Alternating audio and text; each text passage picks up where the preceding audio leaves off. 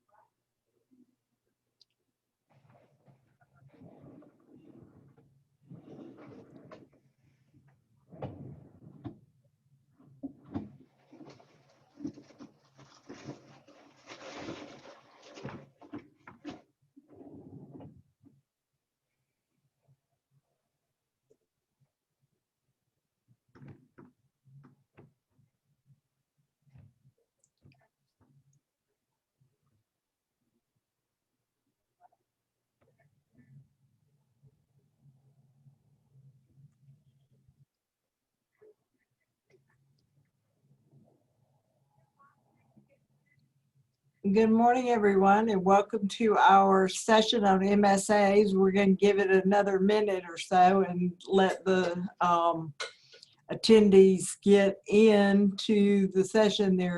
Y'all are coming in, trickling in a little slowly here, so we're going to give it a minute or two and let a few more people get in the room.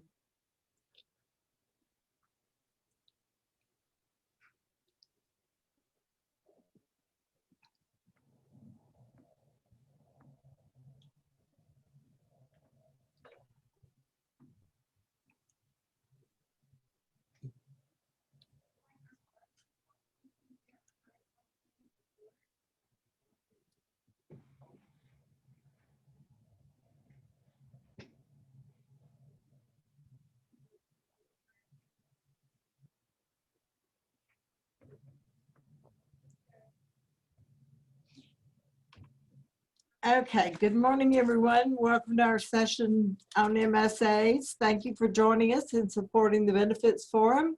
I hope you've enjoyed it so far, and I hope you've been spending time checking in with our exhibitors. We couldn't do this without them, and if you haven't, be sure to check in with the exhibitors during the exhibitor times right after this session. I believe we have an exhibitor. Yeah, we do. We have an hour of time for you to check into the exhibitors and touch base with them. So we appreciate you doing that. And speaking of, no, this session does not have a specific session sponsor. Our speaker for this session is Greg O'Brien. He is the managing principal of Medicare Caddy LLC and founder of the Medicare Consumer LLC. Greg is licensed and certified in his resident state of Georgia, as well as in Alabama, Florida, North Carolina, Pennsylvania, South Carolina, and Texas. In 2011, Greg opened a Southeast office for Ritter Insurance Marketing and recruited and trained agents across the Southeast to sell Medicare products. Greg is a leading authority on Medicare medical savings account plans, and particularly the Lasso Healthcare MSA, which just became available in Georgia in 2020 and will be available in Florida for the first time in 2021. I think it's also available in Alabama for the first time in 2021, isn't it, Greg? Right. Change brings opportunity, and Greg's presentation will explain why licensed agents should put MSA certification at the very top of their to-do list for AEP 2021. So take it away, Greg.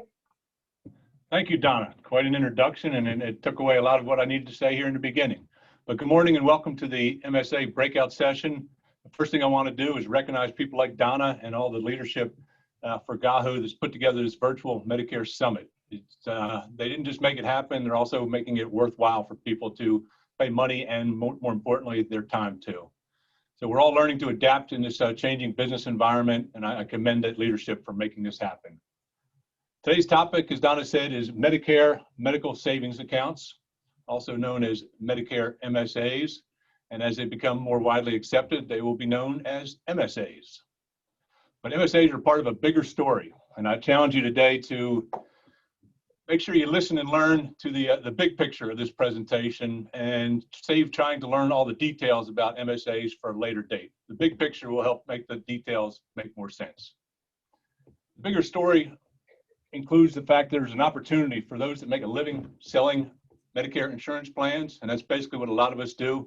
We get paid for enrolling people into the various Medicare plans. Donna gave you a little bit about my background. I was a refugee out of the commercial real estate business when the Great Recession hit, and I opened up the Ritter office, and I didn't know the difference between Medicare and Medicaid, but the good thing was most of the people I was recruiting didn't either. So once I learned the difference, I was there. Founded Medicare Caddy, as you said, in 2017. I'm proud to say, well, I'm not proud, but happy to say that I'm a COVID survivor. Whole family got it in July, and it was a tough couple of weeks, but nobody had any lasting conditions, out of it. And I have a little bit of a fetish in that I really do like answering questions about the Medicare medical savings plan. So anybody has questions, I'm happy to answer. I spent 5 years in the oil exploration business in Houston, and then 25 years in the commercial real estate business, and now in the Medicare insurance business. And everybody I've ever seen that has been successful in any business has been somewhat of a forward thinker. And nowhere is this better stated than Wayne Gretzky's famous quote about a good hockey player plays where the puck is, a great hockey player plays where the puck is going to be. Well, I don't know if he said this, but it'd be more appropriate for this group is that a good Medicare agent plays where the puck is, and a great Medicare agent goes where the puck is going to be. I don't know if Wayne said that, but I'm going to give him a maybe. So MSAs are part of a bigger story I told you, and that bigger story is consumerism and how consumerism is impacting healthcare. Considering Medicare is basically the backbone of the United States healthcare system, consumerism is impacting Medicare. And if you don't think so, most of us are aware there's a two-horse race that's going on right now and coming down the home stretch. And if one of those horses wins, he said that there's going to be a reduced age of Medicare eligibility to 60. If that's not an opportunity for 25 million more people walking around confused about Medicare, I'm not sure what would be. And then this advent or the really adoption of telemedicine and telehealth. I recently read an article that said in the last 8 months, telehealth has catapulted itself where it's expected to be 5 years from now. I don't know a whole lot about it, but I do know that telehealth and telemedicine is a big part of the solution for the future. So what's the federal government doing to support consumerism in healthcare? Well, the first thing they want to do is make people more accountable. The old skin in the game kind of concept. And if they're more accountable, they'll be more responsible because they'll act like they're spending their own money. And then the big picture is they can bend the long-term cost curve and overall healthcare costs will decrease. So both on a bipartisan standpoint, they're supporting legislation that's going to promote choice and competition, which if you look at the core of consumerism, it is choice and competition in healthcare. Why do they need to work on bending the long-term curve? Well, this is what's happened in the past 10 years, where the cost of Medicare to the federal government has gone up 50% in the last 10 years. Here's what's projected to do in the next 10 years. That's why there's a problem, and this is pre-COVID numbers too. I'm not sure where it goes with COVID, but you can just see the next 10 years, there's got a lot of federal spending tied up in that. So what are they going to do? Consumerism 101 from the federal government is to create high deductible plans and then tax advantage savings so people will save for a rainy day. The two of those together are consumer-directed health plans. Anybody who's been around employers, and the majority of people in America do get their health insurance from employer plans, and health reimbursement accounts have made a little comeback here in the last year or so. Flexible spending accounts are out there, but it's a spend it or lose it thing, and that really doesn't do very good for controlling spending. But clearly, HSAs have been a fan favorite for many, many people now, and it's recognized here from 15 million 5 years ago to almost 30 million people next year. HSA accounts are a favored choice for many people, and certainly employers like them because it's reducing their healthcare costs. More important than that is the amount of money that people are now saving in health savings accounts, going up dramatically. Next year projected to be over $100 billion that are saved. Okay, Mr. Medicare Caddy, you said a lot about HSAs. What about this MSAs, and how do they fit in, and what's the difference there? Well, the biggest thing is somebody has an HSA and they enroll in any part of Medicare, they are then no longer eligible for that tax deductible advantages for contributing to an HSA account. So MSAs are only for Medicare eligibles. So they are giving an opportunity to continue this idea of saving money today for tomorrow's medical expenses. Most people are really surprised when they first hear about MSAs to know that it is a type of Medicare Advantage plan. Like HMOs and PPOs and special needs plans, MSA is one of those functions. Other than a couple questions on an AHIP test every now and then, most people really did not know what MSAs were. Being a Medicare Advantage are a little bit different, and there's only 2 times that you can enroll into a MSA. During your ICEP, when your A and B dates are the same, and then coming up here with annual enrollment period. So about 85 or 90% of the enrollments seem to come during annual enrollment period, but new people coming into Medicare certainly can enroll in the MSA during the year. You sign up for an MSA, you get 2 parts to it. You get the high deductible health plan, and you also include a Medicare or a medical savings account along with it. So there's 2 parts to it, 2 different sign-up. There's 5 components that people really need to know about the MSA. CMS funds through the insurance company that's sponsoring the MSA. They fund deposits into an account called the MSA, which is your custodial account. You own that money the day they give it to you. By law, they cannot charge a premium. Also by law, there's no networks allowed with an MSA. So it's an open network situation. And one of the unsung heroes is that you're guaranteed with an MSA that all you'll ever pay is the Medicare allowed amounts, which anybody that's played around with numbers knows how low that number can go. And then you've got the catastrophic coverage that should something happen and you go for the high deductible, at least after you meet that deductible, you'll be 100% covered for Medicare, hospital, and medical benefits. So if I had a drum roll, I would do the drum roll right now, but I'll introduce Lasso Healthcare. Lasso is the only company that's offering MSAs across the country. They started in 2018 marketing during AEP in 17 states. And the closest one here in the Southeast was North Carolina. This year they're in 26 states and they added Washington, DC. And next year they're adding 8 more states and heading into 34 states. So as you can see, it's a walk quickly before you run situation. And each year they're learning a little bit more about what people like, how it sells, et cetera. As you can see, the black states are the ones that are existing now, and the orange or peach states are the ones that are going to be added for 2021. This one I'm particularly excited about, and there's a reason why that arrow is gold, is Florida certainly has a grand opportunity for medical savings accounts. So what are they doing for next year? Well, they've simplified the benefit structure, which anybody that's tried to sell it probably welcomes that idea because it's not an easy one to get around, much less explain to somebody. Last year, there was 3 different regions, and each state had probably regions in different regions in the state and different counties. This year, every county in all 34 states is going to be considered one region. Very simple. Instead of 3 plan designs last year, they've gone to 2 plan designs. It's an either this or that situation. And the best thing of all, at least from my perspective, is they rounded off the dollar amounts. There's been a lot of situations where I start telling somebody about it, and when you start talking numbers like 3240 and 5160, all of a sudden there's a tune out and they say, I don't understand the numbers, let's look at something else. So what's it going to be for 2021?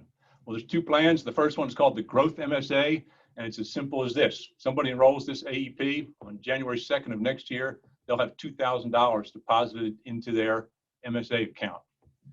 They are then agreeing that they will pay the first $5,000 of any Medicare A and B cost that would happen in the course of 2021. And they call the difference between those 2 the member responsibility. So you get 2, you're committing to 5. At worst case scenario, you're out of pocket $3,000. A lot of the people that I've enrolled in this are certainly people that say, I'll take as much of that federal government tax-free money as they can give me. So we have a Growth Plus option also where you can get $3,000 deposited on January 2nd, but you're agreeing to pay the first $8,000 of Medicare A and B expenses. The only numbers really need to know is 2 and 5 and 3 and 8 for MSAs for 2021. So who chooses Lasso MSA?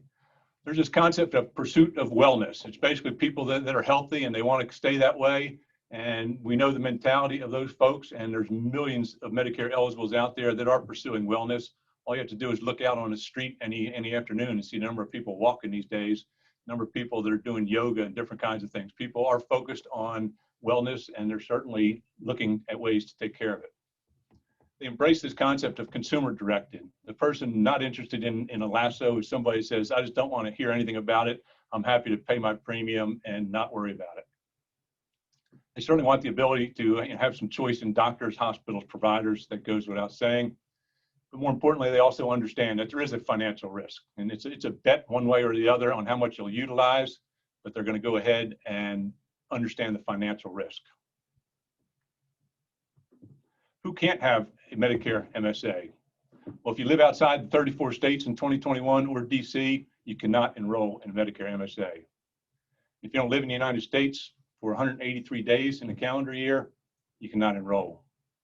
If you have other health coverage, and this is one that more people kind of get confused with, if you have any kind of coverage that covers A and B expenses, the biggest one popping up all the time is the VA benefits. People have VA benefits, and it would be a perfect fit for VA benefits to go ahead with an MSA, but you're not allowed at this point in time to enroll into an MSA if you receive VA benefits.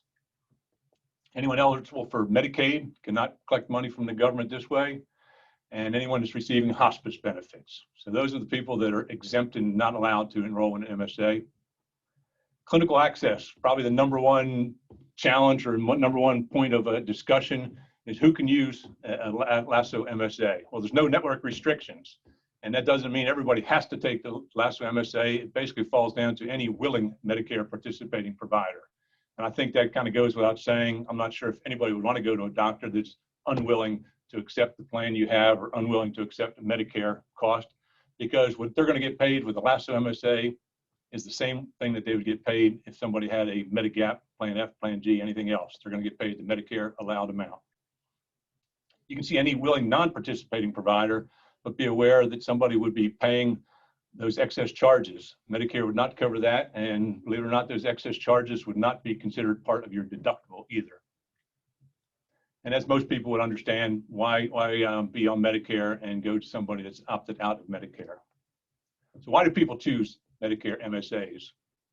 They love the idea of building savings today while they're healthy, knowing that there's probably going to be a greater chance in the future that they will need that money.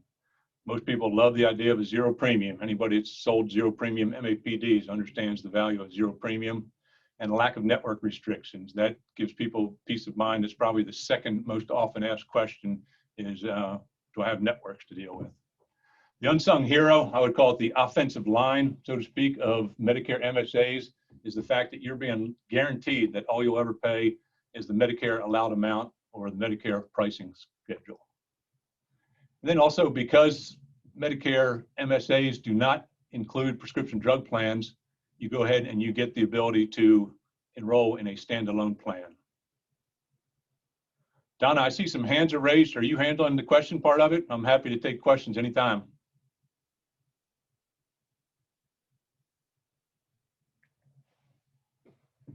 All right, why do people choose it? This is the biggest one, drop down there for a reason. The reason we see people gravitating towards MSAs is when they start seeing their premiums for Medigap plans, whether it's F and G, start increasing. Anybody that's seen 12% increases recently knows that they get those phone calls and they're starting to figure out what are the other options. Why should agents enroll, contract and sell MSA plans? Lifetime commissions, they get paid out like all MAPDs.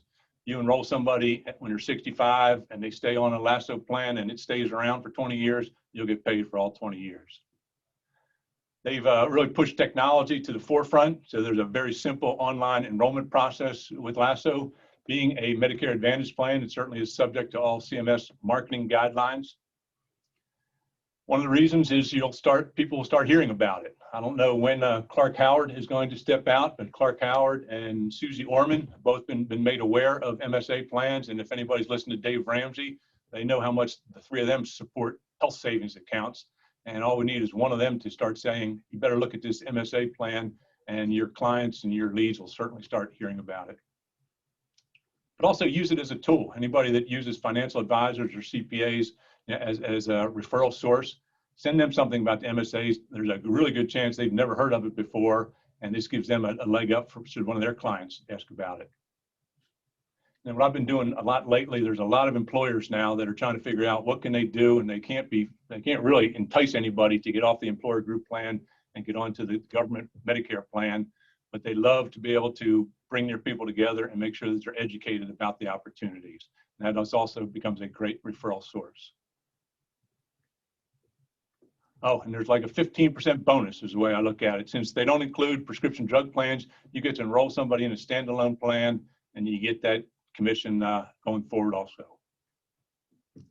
Now, a little question here about how to sell MSAs. We talked about consumerism. You have clients out there. Clients like to hear and know about what's going on with Medicare. It impacts them pretty much on a daily basis. So the more you can educate them and make them aware of things they haven't heard about or maybe they've read about, the better off you'll be.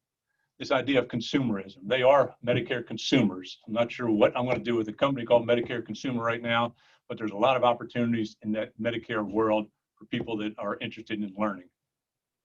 Share the MSA information with financial advisors and CPAs. The more they know about it, the better off they are, and then the better chances are that they'll call you should somebody have a question. This is a good one. We mentioned it earlier. Find prospects and clients that have high Medigap premiums. Anybody that's starting to get up there into the 175, 200, 225 range, and it's a couple, you can see the difference they'd have if they stop paying the Medigap premium and start getting money from the government. This is one that's been a grand slam home run. I would say anybody that has an existing HSA account, 64 turning 65, and they have a balance in there and they understand the idea of saving today for tomorrow, they roll right into an MSA. In fact, they're happy to have an MSA. And the first question they usually ask is, can they roll their HSA balance into their MSA? And the answer to that is no. I'll give credit due where credit is deserved. And Keith Knabb came up with this concept when he and I were talking about it, about a benefits bank. There's a lot of clients out there. Well, how much can I get for dental? How much can I get for vision? Can I spend it on a hearing aid? Can I do this? Can I do that? Well, if you get an MSA account and it gets put in there, you can use that money any way you like on qualified medical expenses. So this concept of putting money away in a bank for your benefits is a great concept. Most importantly, I think, having done this now for 3 years, you've got to be able to explain the math so that somebody understands it. Most everybody here has done some kind of analysis where they sit down and say, okay, here's your options, Medigap versus MAPD. And they start saying, okay, here's what you're going to have to pay to the federal government for your premiums. My suggestion is add a third option in there. While it is a Medicare Advantage plan, it is a standalone kind of situation and should be its own certain option. So you tell people, hey, there's fixed costs that you're going forward with. It doesn't matter which option you take, you're going to be paying those same fixed costs, including IRMA across the board. Where things get interesting is when you start saying, okay, with the first option, you're going to have to pay a premium. Second option, I put this one in there just to make sure that everybody doesn't think that all MAPDs are zero premium. So you got $33 premium for the MAPD, but when you get to the MSA, it's the equivalent of $166 per month, because you get $2,000 up front, divided by 12 is $166.67. So the way I sell MSAs is I get to this line and say, would you rather pay $54 a month, or would you rather pay $345 a month? And I am just kidding on that one, because that's only half the story, as everybody knows. But you can see from a cash flow standpoint, it can certainly help that situation. But besides fixed costs, you've got those things called variable cost. And what I've done is break down the utilization levels into 4 levels. I go low, medium, high, and then your maximum utilization of services for any year, and look how the different plans compare on these different utilization levels. I'm sure people do something similar to this, but this is a good way to compare one option versus the other. Everybody knows with the Medigap plan, you pay your premiums, and all you're responsible for doing is paying the Part B deductible this year, $198. But let's just say that you had the Medicare Advantage plan and you're still a low utilizer. You're going to spend $500 in co-pays. And then you move over to the MSA section, and because you're paying the Medicare approved amount, but you're not paying co-payments, you're actually paying costs there. We're going to say the same services would be $1,000 with the MSA. Again, you add that with your annual premiums, and you can see very clearly that anybody that's a low utilizer would be much better served financially if they went with the MSA versus any of the other 2 options. So that's your low utilizer. Let's take a quick look at medium utilizer. Let's say these numbers, and I'm going to go through it pretty quickly here, but I'm happy to send anybody these spreadsheets should they want to see it. If you're a medium utilizer and you spend $1,500 in co-payments with your MAPD, or you spend $2,250 on Medicare allowed amounts with the MSA, still you're at least $1,500 a year better off having the MSA and paying $2,250 in cost and having the MSA. Next step is to the high utilization. We're pushing those numbers up, and there's no magic to these numbers, but I'm trying to tell a story and see it. It could be 2,700, et cetera. But let's say you spend $2,500 in co-payments under Medicare Advantage and $3,500 with the MSA. And you see in that first line, you're still always just paying the $198 Part B deductible with the Medigap plan. I call this one a tie. I mean, again, we're rounding off numbers and making some guesses in there too. But if you're a high utilizer, it's pretty close. You're going to be within $500 of each plan, or of the Medicare MSA and the Medigap plan. You can start seeing now that the MAPD starts to be getting a little bit more expensive at this point. And then the reason why most people buy Medigap plans is the fear of the maximum situation. What happens if I get hit by the proverbial bus? And you can see that's a very good one for option 1. If you maximize, you're going to have a good number at the end of the year.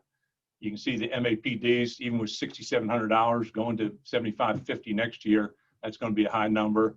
But the nice thing is with the Medicare MSA, you are kind of capped out at $5,000, and you add that to a lowered premium, and you're still in the ballpark, but it's certainly not at a maximum utilization going to be as attractive as a Medigap plan with a prescription drug plan.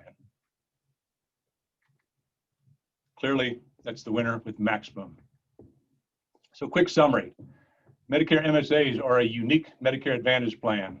Again, remember they are Medicare Advantage plans, and all the CMS rules and regulations go along with it. There's only 2 times a year. There's no disenrollment periods, and there's no SEPs allowed for enrolling into a MSA plan, AEP or ICEP. You do get an annual deposit, and it's your account. On January 2nd, it would be deposited there. And if you wanted to take it out and go do something with it, it's your ability to do that, but it may have tax consequences. You use it to pay for qualified medical expenses, and that is a defined term. The IRS has a huge list, and you can go online and see the thousands of different things that end up becoming qualified medical expenses. Certainly all Medicare A and B expenses are qualified medical expenses, but you can also spend that money tax-free on things like dental and vision and different kinds of things like that. The key to it, and I probably didn't emphasize it enough in the beginning, but the majority of people don't spend $1,000 a year. And anything that you get as your deposit, you get to keep. And then you get another deposit the following year. So the whole idea there is to build up some savings while you're healthy.